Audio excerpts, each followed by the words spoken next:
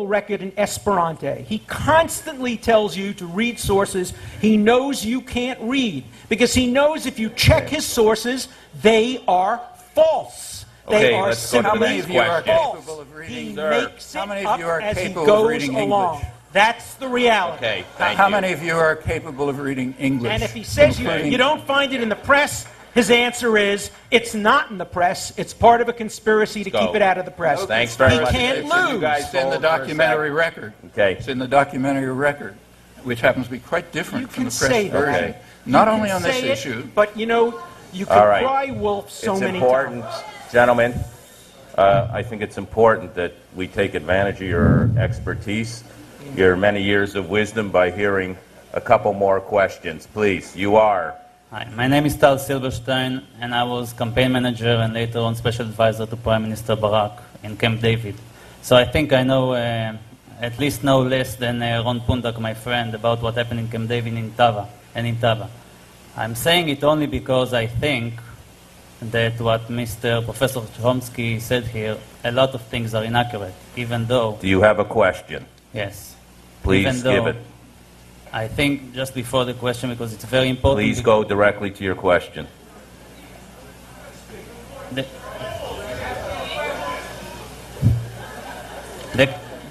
You know, there was a question before that had about a 7-minute prerequisite. This is an expert who was there, who was an eyewitness. I think he should be permitted to precede his question with a 1-minute point. I don't want to go into history, and I'm a little excited because you have to understand one thing. I believe we have only one last opportunity to reach peace, and this is this coming party and this coming election. Now, my question to you, Professor Chomsky, and I agree with you, Israel has done a lot of crazy and terrible things to Palestinians, and Palestinians have done a lot of crazy and terrible things to Israelis. But let's say that the new party, after the election, guided by Sharon, is to offer the Palestinians a deal.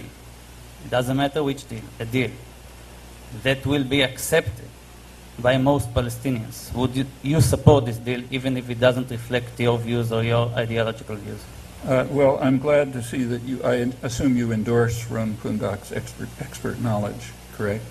I therefore recommend to all of you who read English that you read the summary of his review of all of this in the Journal of the Institute of Strategic and Security Studies in England. And for those of you who read Hebrew, like you, I presume, you read the much longer study that Ron Pundak and Shaul Arieli wrote.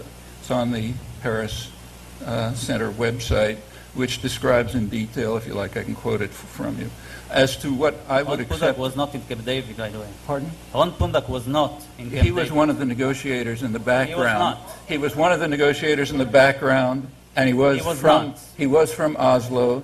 And his study... He's from Oslo. He was not even close to Camp David, for the record. He was one of the advisors, as you know. Chomsky and his says study so. It in must be 2000... Read it. You're the one who told me you agree with him. If you think not, tell the Shimon Peres Center to fire him as director.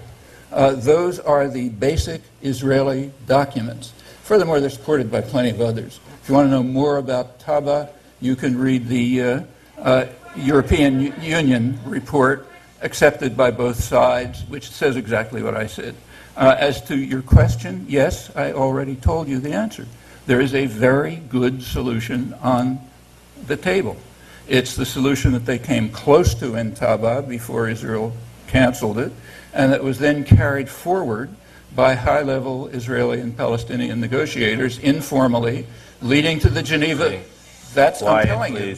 It's leading to the December 2002 Geneva Accords, which are right there. You can read them in English. You can read them in Hebrew. They're on the web, no problem. Look up the Gush Shalom website. That's a pretty good solution. It's not perfect. I didn't get the answer, sorry. That's the answer to your question. No, the answer was, even if it wasn't your plan, and most Palestinians... Pardon? Even if it wasn't the plan that you think is optimal, or what are you most asking? Palestinians, because I know most Israelis probably would vote for it. If most Palestinians would vote for it, even if it's not optimal, and it's not going to be optimal, let me tell you. If most Palestinians would vote for it, would you accept it as a people? It's not up to me to accept. You asked what I thought. Okay. What I think is there's a very simple, creative solution, which happens to be very close to the international consensus that I've been supporting for over 30 years, and that the United States and Israel have been unilaterally blocking. It was reached by high-level Israeli and Palestinian negotiators, and though there hasn't been a vote about it, my guess is that if there was a poll on both sides, majorities on both sides would probably accept it. But that's totally different from the proposals of the Sharon Peres party, the Kadima, or, incidentally, of Peretz's Labor Party so far. So far, he simply endorsed the expansionist program that breaks up the West Bank into cantons. Perfect 30-second response. selective use of Shimon Peres, the Shimon Peres Peace Center. I want to read you a quote from Noam Chomsky. He described Shimon Peres, he described Ronald Reagan at one point as the semi-divine Reagan, as one of the iconic group of mass murderers from Hitler to Idi Amin to Peres. So on the one day of the week, you find Noam Chomsky describing Peres, this great man of peace, as an iconic mass murderer.